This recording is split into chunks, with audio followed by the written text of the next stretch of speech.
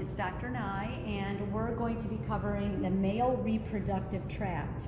So as we're proceeding down our list of terms, the first term we'll identify is the scrotum.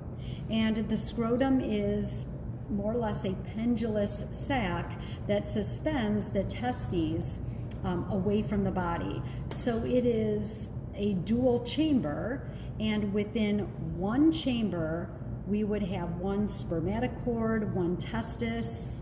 And looking in more detail at the scrotum, you see that the skin would be, let's say, perhaps wrinkled or puckered if we were to contract the dartos muscle. So the dartos muscle is like part of really what we identify as the dartos fascia. So it is the smooth muscle directly underneath the scrotum, the skin of the scrotum. Okay, and you can see the surface of the scrotum is generally pigmented. There is sparse amounts of hair on this structure as well. Inside of the chamber, all right, it is covered in connective tissue, and really we're looking at inside of this chamber, inside of a single chamber, we're looking at a single testis attached via the spermatocord. So this whole structure is the spermatocord.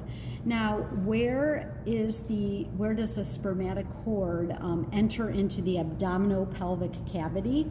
Well, we have this is the inguinal canal itself, okay? And the outer brim of this canal is the external inguinal ring, okay? So what I'm pointing to is the ring, external inguinal ring. If I went deeper into the inguinal canal, on the other side of this canal, entering into the abdominopelvic cavity, would be the internal inguinal ring, okay? So that is what we're referencing when we talk about those rings. Now, again, if we come back to the spermatocord, all right, I'm just walking down our list of terms. There is the presence of skeletal muscle. So there's this cremaster muscle. So in response to cold temperatures, let's say entering into a cold swimming pool, that cremaster muscle can retract the testes, okay? That spermatocord up further into the inguinal canal and bring the testis against the body within the scrotum, okay? So again, that helps to regulate the temperature of the testis. Now, once again, if I actually go back to briefly talking about the scrotum, the dartos muscle that causes the puckering, that causes the wrinkling of the scrotum itself, well, that would contract. This is smooth muscle, this is skeletal muscle, but this smooth muscle would also contract in response to cold temperatures or a cold environment. And again, basically, the whole entire pendulous sac would tighten up, pucker up, and bring both testes closer to the abdominal wall, okay? So again, walking down our list of terms, this would be the testis, right, singular, and you can see the presence of the epididymis, this coiled tube, right? So really, when we're considering a testis, inside of the testis, if you recall, there are a plethora of seminiferous tubules, okay? And remember, this tunica albuginea is this, like the harder outer layer of the testis, and it invaginates and basically forms septa, right? And then in each one of those lobules, you would harbor 1 to 3 seminiferous tubules. Then we leave the testis, right? Eventually entering into the epididymis here. And let's use this specimen. So this is the head of the epididymis, the body, and then at the tail, the epididymis will basically curve back upon itself, okay, and eventually straighten out to form the vas deferens.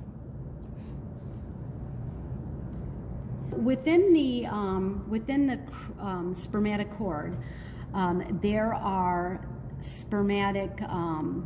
testicular arteries, veins, lymphatics, nerves. All of these are harbored in the spermatocord, all right?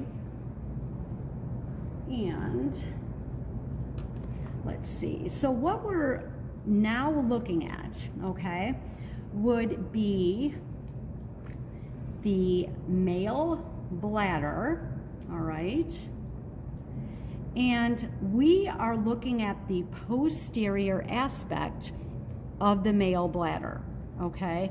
Now, what we want to identify are these seminal vesicles, okay? So they produce seminal fluid, and they will combine with the ampulla right here of the vas deferens within the prostate gland itself. And the ejaculatory duct would be inside of the prostate, and the ejaculatory duct on either side enter into the prostatic urethra. So the prostatic urethra runs through the prostate gland. This is the prostate gland. This is the membranous urethra, which would travel through the pelvic floor and eventually into the penile urethra. So here we have the erectile tissue, okay, of the penis isolated. And you see that traveling through the corpus spongiosum, this would be the penile urethra, okay? And if you recall, in lecture or in our laboratory PowerPoint, we talked about various aspects of the corpus spongiosum versus the cavernosum, all right? So as you recall, if I look at, again, this specimen, a transverse cut through the penis, you see this is the corpus spongiosum, and we have those two columns of corpus cavernosum, all right? But again, if we look at the longitudinal cut, this would be the corpus spongiosum where the urethra is traveling, and then you have the two columns of corpus cavernosum, all right? And then identifying certain aspects of the corpus spongiosum. So this is the glans, right, of the corpus spongiosum. And once again, just going down our handout, we have the pedicle, okay, which is the long portion where, that long column where the penile urethra travels. And then you have the bulb, okay? So again, the bulb. And now we're going to look at the corpus cavernosum. So you have two columns of corpus cavernosum. And once again, if we identify these components, there is the scapus, which is the long portion of the corpus cavernosum, the scapus, or also identified as the corpus, and then you have the arms, okay? And the arms are identified as the crus. So this would be the right crus and the left crus, or crura. All right, everyone, so that concludes the male reproductive tract. Thank you.